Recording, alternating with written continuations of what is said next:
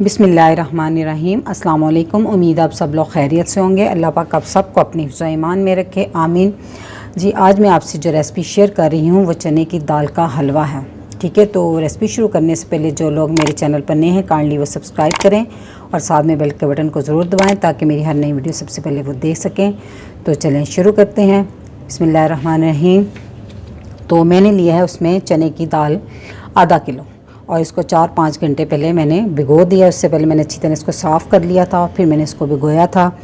तो ये आधा किलो यानी कि 500 ग्राम है और इसमें 500 ग्राम ही चीनी जाएगी और 500 ग्राम ही घी जाएगा। और मैंने ये 2 कप भर कर मैंने मिल्क पाउडर के लिए हैं। ठीक है, ये चीनी, घी और दाल की जो मिकदार है ये बराबर ही है, यानी कि 500 ग्राम, 500 ग्राम और 500 ग्राम। तो ये मैंने कुछ 20 अदद मैंने बादाम लिए हैं और तकरीबन इतने कह लें कि 2 चम्मच मैंने किशमिश ली है। और बादाम को मैं बारीक बारीक काटूंगी, जितनी देर वो तैयार होगा साथ में खड़ी काट लूँगी। और 1 टीस्पून मैंने इलायची का पाउडर लिया। तो ये जो हलवा बनाने में जा रही है खाने में बहुत मज़ेदार और वैसे हेल्दी भी बहुत है। ठीक है, तो अब हम इसको सबसे पहले हम दाल को बॉईल करते हैं। तो मैंने एक बर्तन में खुला पानी थोड़ा सा डालकर गर्म होने के लिए रख दिया। तो ये अब देखें गर्म हो गया, इसमें आपको छोटे छोटे बबल नज़र आ रहे हैं। तो इसमें मैं अब चने की दाल डाल दूँगी। उसका पानी पहला निकाल के फिर हमने डाला इसको। तो इसको हमने तब तक बॉईल करना है वैसे ये गल जाए लेकिन खड़ी खड़ी रहे, इसको बिल्कुल ओवर कुक नहीं करना, खिला खिला दाना इसका रहे। ठीक है जी, तो दाल गल चुकी है, इसको हम चेक कर लेते हैं।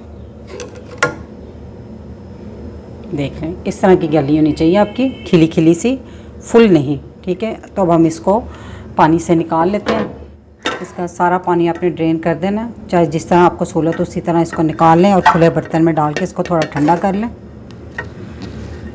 ये तो दाल ठंडी हो गई है, तो इसको अब मैं चॉपर में पीस लूँगी। ठीक है,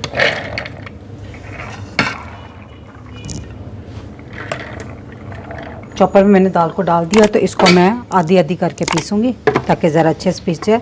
चॉपर में तो ये दानेदार ही पीसी जाती है। ठीक है, अगर आपके पास चॉपर नहीं है तो आप इसको ब्लेंडर जग में भी पीस सकते हैं, लेकिन ख्याल रहे कि बिल्कुल फाइन पेस्ट नहीं बनानी है आपने इसको। दाल को मैंने चॉपर में अच्छे से पीस लिया। आप इसकी कंडीशन देख सकते हैं, देखिए ड्राई ड्राई और खुश्क खुश्क है और ये बिल्कुल फाइन पेस्ट की तरह नहीं है। कोई दाना इसमें रह भी जाए दाल का तो परेशान होने की ज़रूरत नहीं है। और अगर ये दाल पीसते हुए आपको थोड़ी तंगी हो रही है तो 1-2 टेबलस्पून दूध या पानी बीच में डाल लीजिएगा। इसको पतला नहीं होना चाहिए, आप इसकी ये देख सकते हैं कंसिस्टेंसी। ठीक है, ऐसी ही होनी चाहिए। तो अब हम इसको पकाना शुरू करते हैं। चूल्हे पर मैंने कढ़ाई रख दी है, तो बारी पैंदे की आपने लेनी है। तो इसमें हम घी डाल देंगे सबसे पहले। घी डालने के बाद अब ये मेल्ट हो गया है तकरीबन, हमने इसको गर्म नहीं करना। ठीक है, सिर्फ इसको मेल्ट करना है घी को। अगर गर्म करेंगे तो दाल को डालते ही वो एकदम से कड़क हो जाएगी, सख्त हो जाएगी। ठीक है, तो हमने इसको सिर्फ मेल्ट करना है। तो घी के मेल्ट होने के बाद हम इसमें दाल डाल देंगे। आपको ये घी इतना सारा लग रहा है ना, ये सारा दाल ने चूस लेना है।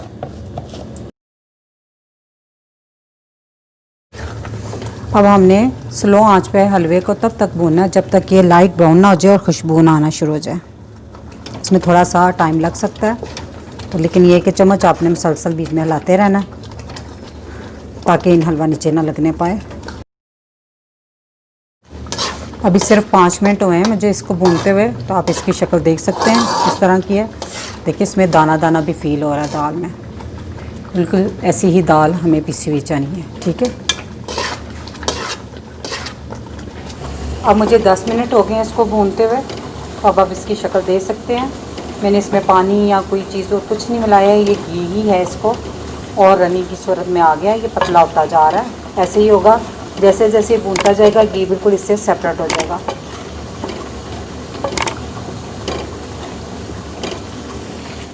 स्लो आंच पर मुझे इसको भूनते हुए 25 मिनट हो गए हैं। अब आप इसका कलर देख रहे हैं, थोड़ा सा ब्राउन हो गया, गोल्डन गोल्डन सा। और अभी देखिए इसका दाना दाना नज़र आ रहा है। ठीक है, और थोड़ा सा अगर ठहरेंगे तो सारा घी एक किस्म को ऊपर घी घी है, ये सारा लैदा हो गया। तो अब हम इसमें चीनी डाल देंगे सबसे पहले।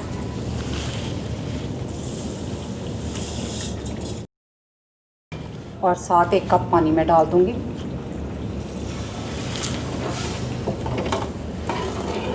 और आँच इस टाइम थोड़ी सी तेज़ कर देंगे, स्लो से।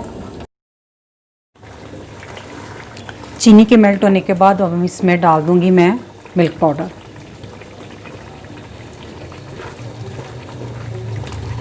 साथ साथ मिक्स करते जाए। अच्छा, इसको मिल्क पाउडर डालने के बाद इसमें साथ ही हम इलायची पाउडर भी डाल देंगे। अब हमने इसको इसके साथ अच्छे से भूनना है जब तक कि घी अलहदा ना हो जाए। आँच आपने बहुत तेज़ नहीं करनी, ये भी स्लो आँच पे ही भूनना है। थोड़ा सा टाइम लगता है लेकिन हलवा बहुत मज़े का बनता है। अब हम हलवे को अच्छे से भून रहे हैं। अब देखें आहिस्ता आहिस्ता इन्होंने किनारे हलवे ने छोड़ना शुरू कर दिए हैं। इसमें जो ये मिल्क पाउडर की थोड़ी सी गुठलियाँ हैं ना, तो आप इसको मिक्स करें तो आप थोड़ा थोड़ा इससे चम्मच से ऐसे करते जाएं। अब मैं इसमें किशमिश भी डाल दूँगी।